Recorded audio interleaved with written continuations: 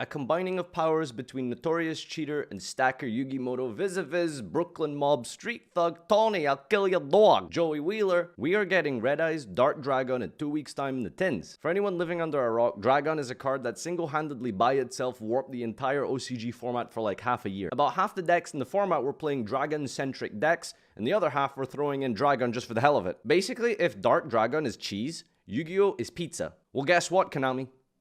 I'm lactose intolerant. Yugi Chubing is a paid job, by the way. Ton of hand traps, some staple back row, maybe Verte Anaconda one-card engines, and you've suddenly transformed your locals from a respectable environment for duelists to hone and test their skills into a petting zoo for various chimpanzee offspring.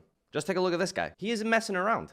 Any brave man enough to play literally only Trick Stars as your main deck beaters is either hanging his cojones lower than my standings after a Glasgow regional, or he's on some kind of register. Why is Dragon so good? Every time I read this card, it gets better and better. You know how everyone complains about card text just having like 50 million effects? This is a textbook example someone will give you as a suggestion for what is wrong with modern Yu-Gi-Oh! I'm not saying I agree, but this is a very good example of why this detracts a lot of people from the game. It genuinely has like 4 completely relevant effects. Firstly, this card can be targeted or destroyed. Well, great. So it seems like Joey Wheeler's ace cards has contributed more to the competitive scene of Yu-Gi-Oh! Than literally every single Blue Eyes boss monster printed in the last 15 years.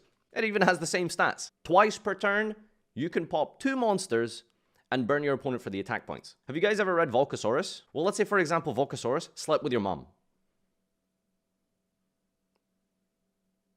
Exactly. When your opponent tries to perform one Yu-Gi-Oh!, you can negate and destroy one Yu-Gi-Oh! By discarding a card. Divine Wrath has been unplayable for at least 4 years. But what if I told you Divine Wrath now has 3,000 attacks and chugged 14 cans of Monster Zero Ultra Energy drinks per day? If that resolves, Dragon gains 1,000 attack. Oh, it's permanent. Just permanent big chungus attack point damage. So what's the catch with this crackhead? Well, you have to play a deck that plays Garnets like Fusion, Dark Magician, Red Eyes. You know, at least Psyframe Driver only requires 1 tribute. Now, if you hard summon this with just Red Eyes Fusion, you're really playing an all-in strategy like that Gamer Fiend burn before, and you're essentially relying on your back row and hand traps to stop your opponent from doing one Yu-Gi-Oh! Verte Anaconda is more of a scarier strategy as well because it will definitely see some play just as a combo extender. Because hey, making a big dumb board turn 1 and then linking 2 random guys off for just a free towers is like fair. Now, Dragon has taken a long time to come to the TCG, and I assume that's probably for some actual competitive reasons that the TCG didn't really want it to come here so quickly or so soon. I think Dragon is going to make a big impact on this game,